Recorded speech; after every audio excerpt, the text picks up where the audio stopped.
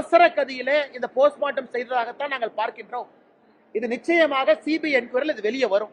ரெண்டு டேபிள் வச்சுக்கிட்டு 39 பேர் அன்னைக்கு நீங்க 12 மணி நேரம் கணக்காட்டுறீங்க, அது வாய்ப்பே இல்லை. மருத்துவர்களும் பற்றாக்குறை தான். ஏன்னா சிபிஐ வந்ததுக்கு அப்புறம் லாக் எடுப்பாங்க, கால் லாக் எடுத்து பார்ப்பாங்க யார் எப்ப வந்தாங்க யாரு போனாங்க.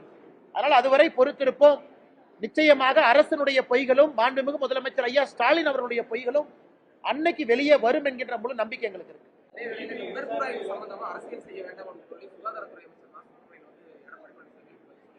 இதுல அரசியல் செய்வது அப்படிங்கறதே கிடையாதுங்கண்ணா. உச்ச நீதிமன்றம் கேட்ட கேள்வியை நாங்க கேட்கிறோம், புதுசா நம்ம கேட்கலையே.